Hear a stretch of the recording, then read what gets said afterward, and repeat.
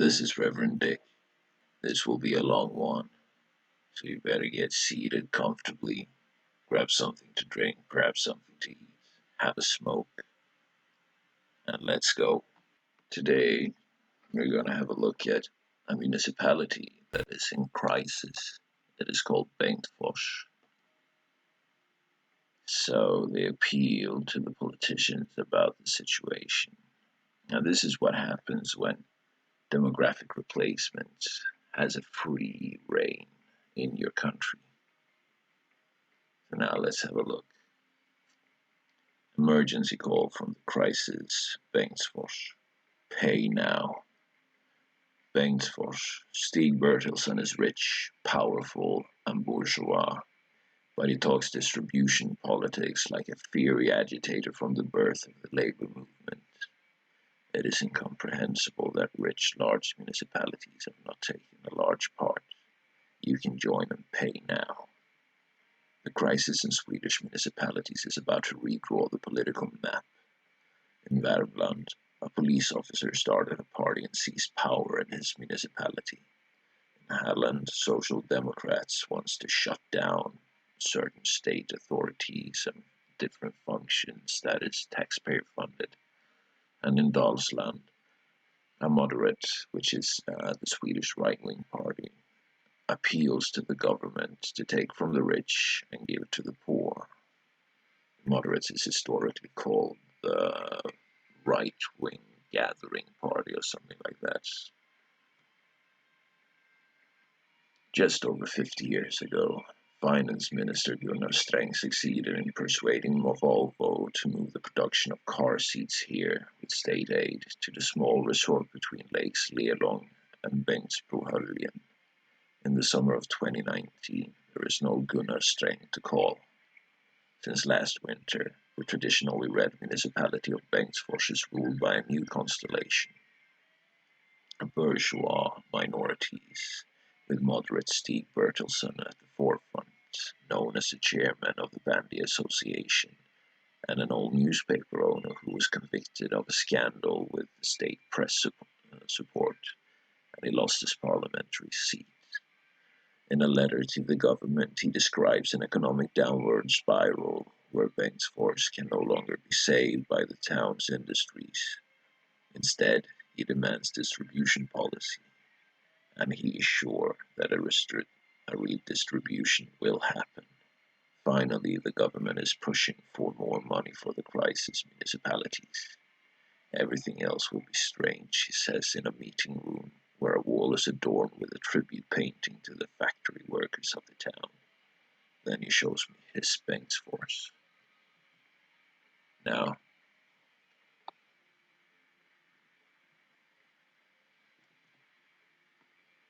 the problem here is these municipalities, they told the state of Sweden, we can take them all, just send them here, give us the money. Now they want to escape responsibility. At a height just beyond Billingsfors paper mill, there are two apartment buildings where windows and doors are loosening. Here, Pia Ågren, 57 years old, has lived for 20 years. Twice the municipality has threatened to turn off the water because the absentee landlord did not pay the bill. Pia has seen similar landlords come and go. For a long time it was easy to get accommodation here. Even Bengtsfors municipality in general had many empty apartments. But in recent years, the turnover of tenants has increased sharply. Bengtsfors' otherwise shrinking population grew for the first time in many years, beating over the 10,000 strike during the last major refugee stream. Many new arrivals received tips on housing here after the 2-year establishment period in other municipality had ended. With the newly arrived state grants, the municipal invested heavily and hired new staff. Today, the number of inhabitants decreases again. There are job losses in the municipality and large saving requirements, austerity measures basically. Municipal managements expect to have to reduce staffing. Pia Ågren neighbors Christian Deglund, 29, points to a corner apartment on the second floor. In that two-room apartment, there has been 7 families in 2 years. We had no idea how to get hold of their contracts. Sometimes tenants just disappear, without saying and without bringing their furniture. These are times of crisis. A quarter of the country's municipalities goes minus, according to Sweden's Municipalities and County Council, (SKL).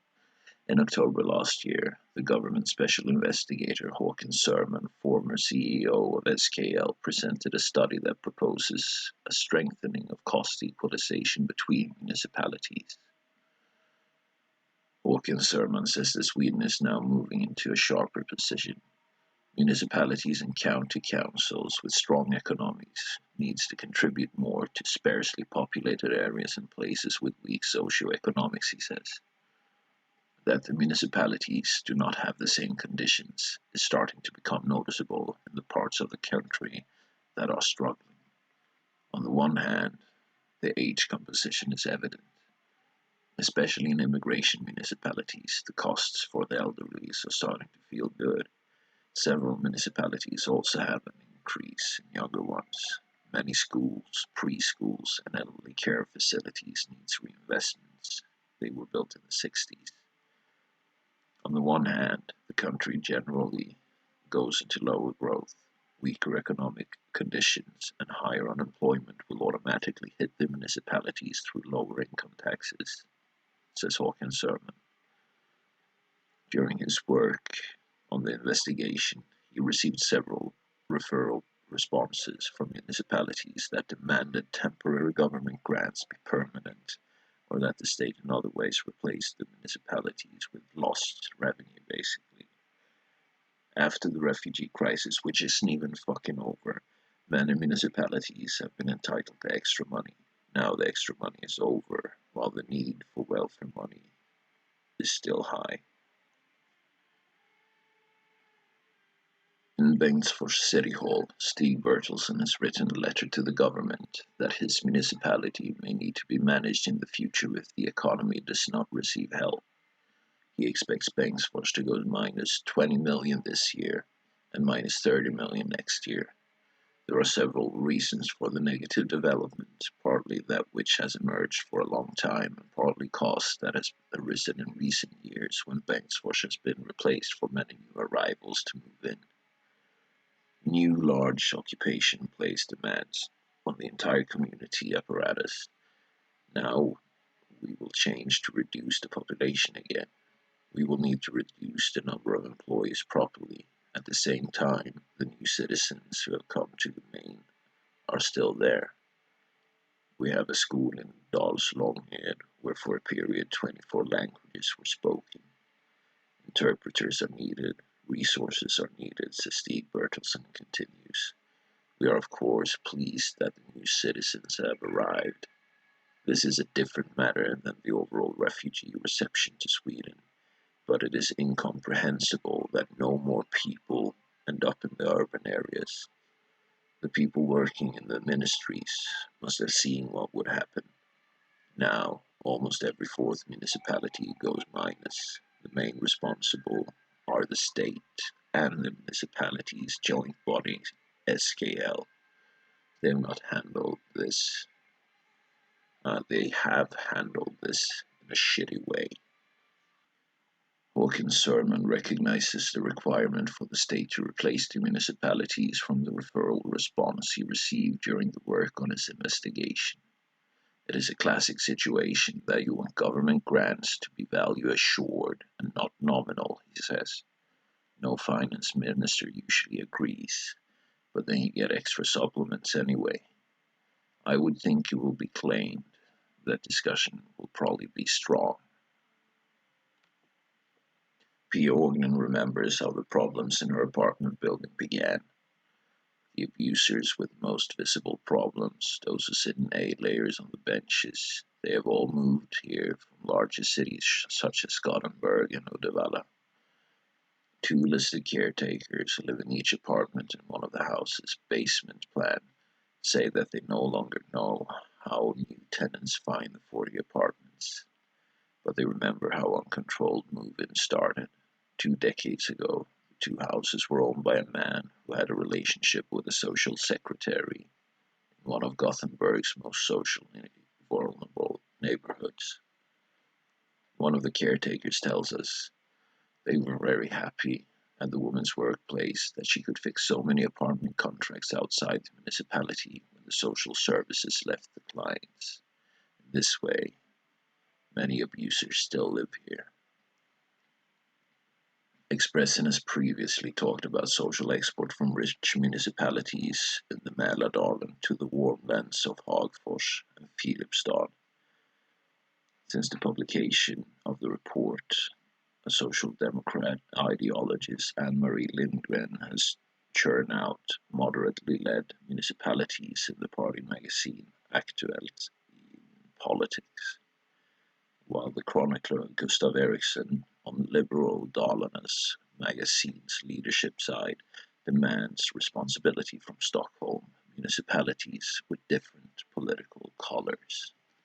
Hagfors is a clear example of the new line of conflict in Swedish politics between sparsely populated and metropolitan areas, where small municipalities are in practice taking responsibilities for decisions made at national levels. Here, the conflict has also affected how the municipality is governed. After the election last fall, independent realists took power in Hagfors. The new party, led by police and potato trader Jens Fischer, did not show any ideological line but attracted especially social democratic voters with fire talks about a sparsely populated area that need not to be wiped out. After Expressen's report, Jens Fischer has noticed an increased interest in both the situation in Hagfors and the discussion about the responsibility of small municipalities in general. You get a state grant of 2 years, but we know that the average for getting people into the labor market is considerably longer than 2 years. If we have a refugee reception, we must ensure that the municipalities have the financial conditions to receive these people. The government and the Riksdag, which is the House of Parliament, cannot allow this financial responsibility to flow to the municipalities after as short a period as 2 years. It is time for higher level politicians to wake up and realize the consequences of this, says Jens Fischer.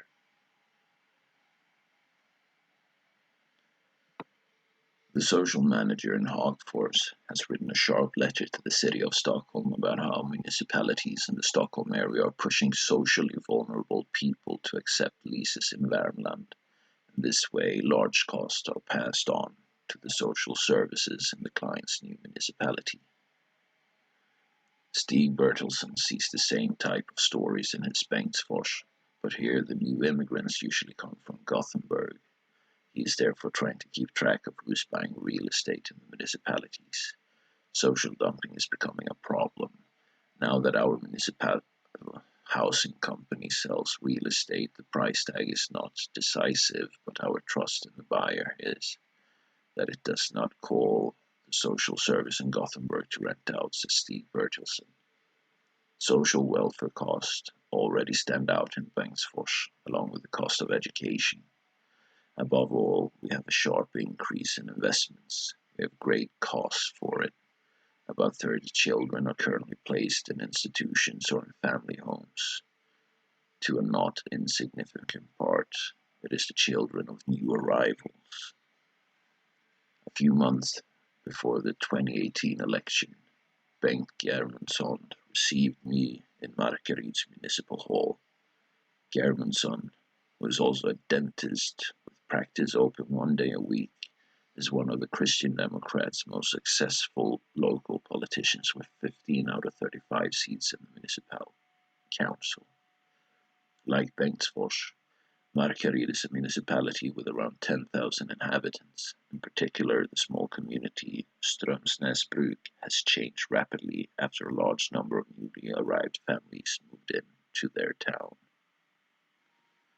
Bengt Germundsson was when the immigration began to be critical of the non-existent planning by the government and the migration board. The problems had to be solved in place at short notice. During a weekend, a busload of new residents was announced. Within a day, the municipality arranged a complete accommodation with beds and staff. To their aid, they received temporary government grants.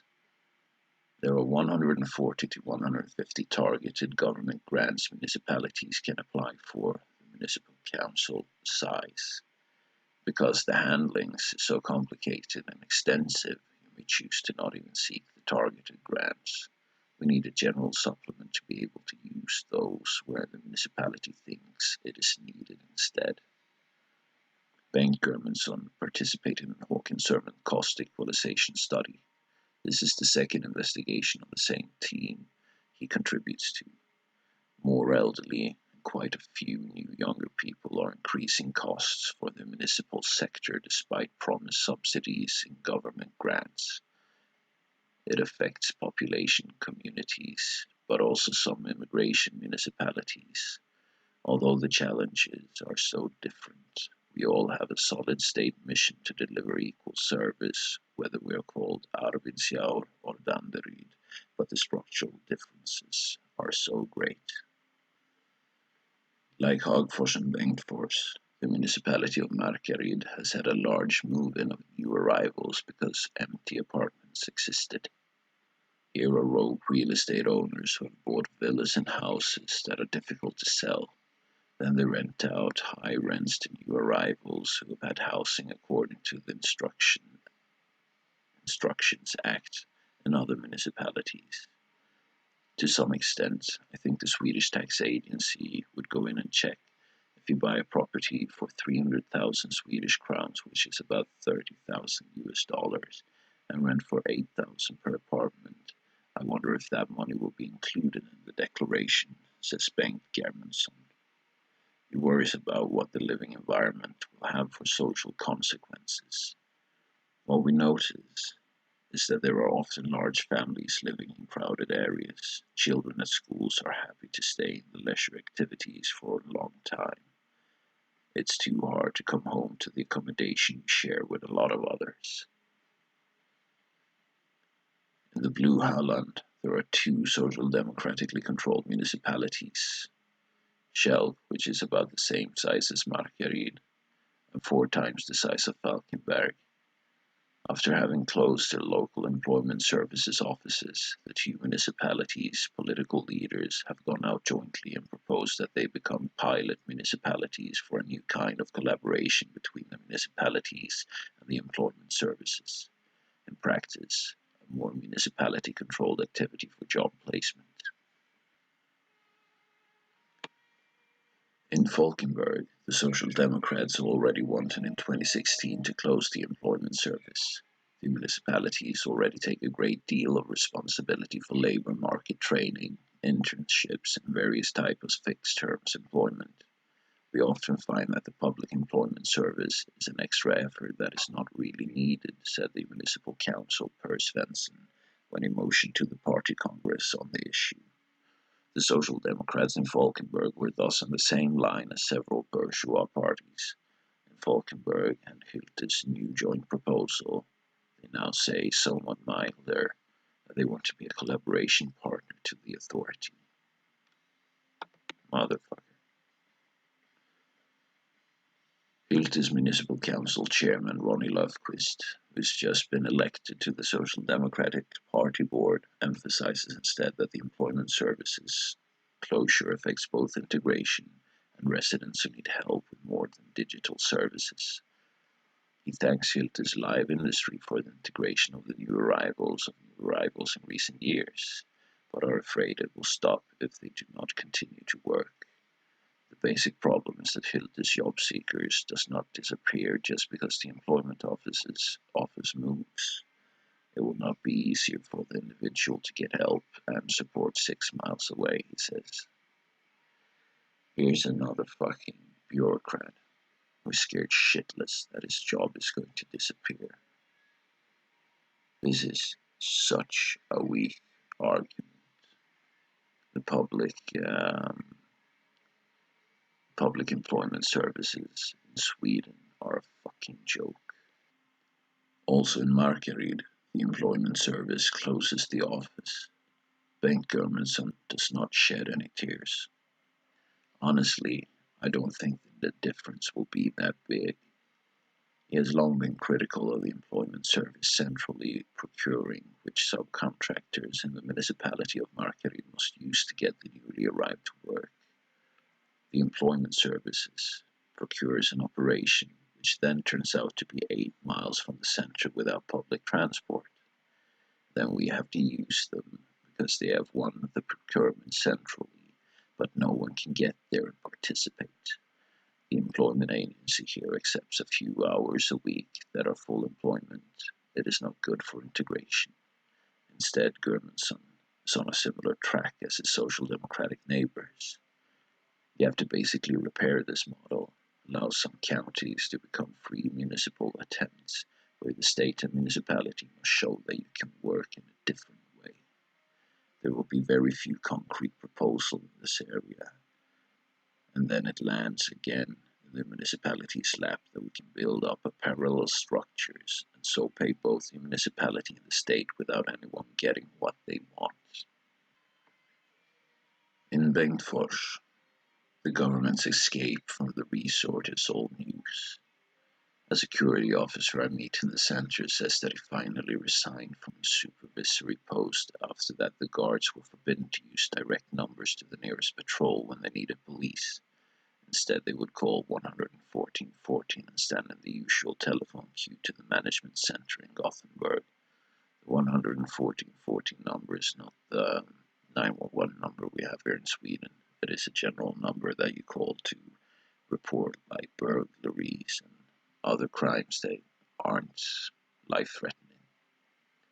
Meanwhile, the situation either worsened or the person kept guards detained in the absence of police assistance. At the same time, there are strong forces trying to build up the local community, and not all curves point in the wrong direction. Among other things, the primary school in Bengtsfors last year was named Sweden's best based on the condition of the municipality in a review of the Teachers' Federation. Opposite the municipal offices, Bengtsgården High School, where students from all communities and villages around the municipality gather.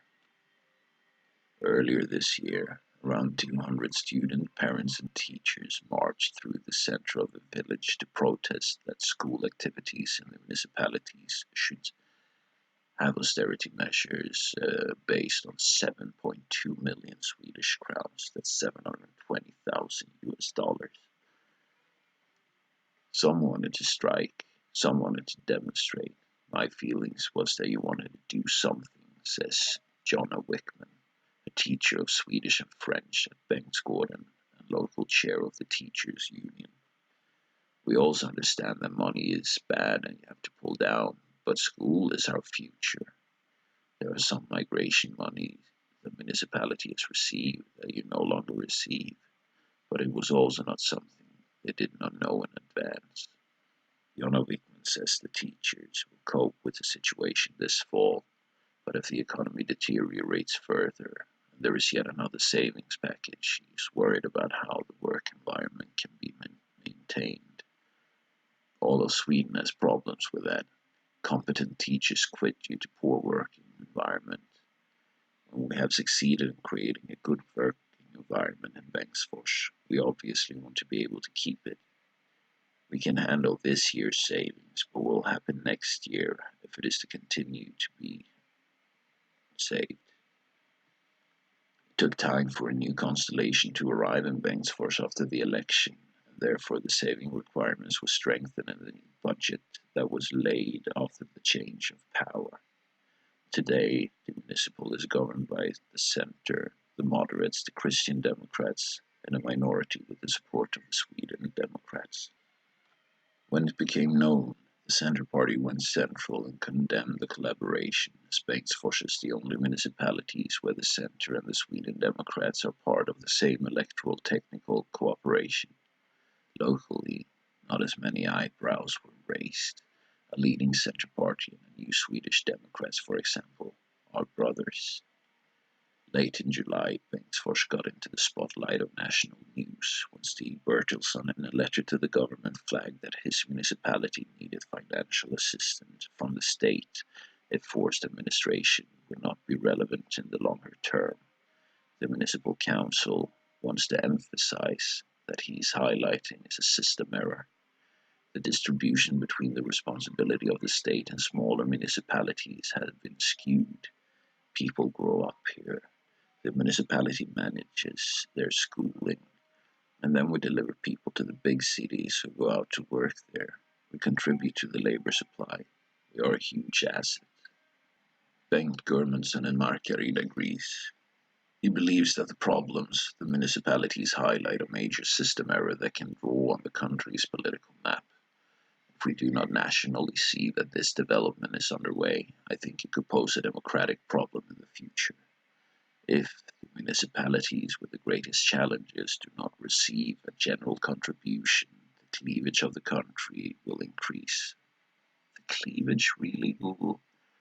The difference between classes, the difference between the haves and the have-nots, between city and countryside.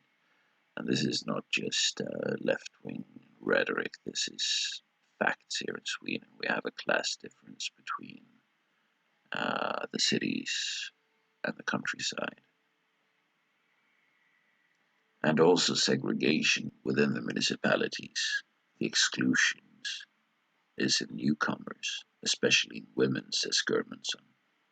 If politicians at national level do not see the situation, the established parties will lose strength. Now this is the glory that you receive. You demographically replace yourselves. You bring in people that are not able, not fit, not willing to contribute to the new society they arrive in. Immigrants can be of great use to a nation, but only if you choose the right immigrants, only if you find out that the people you bring in can actually contribute. Look at Denmark, look at the new proposals that they pose. They only do it because they are 10 to 20 years before Sweden in this development, in this evolution, in this progression. If the West is to survive, we need to stop bringing in welfare recipients. We need to bring in people that can contribute to the greater societies that we live in, or we need to not bring in people at all. This has been Reverend Dick. I'm about to launch Patreon because I want that delicious hipster alimony. Keep an eye out for that if you enjoy this content, and please leave a like, please share this, and please subscribe. Reverend Dick signing out.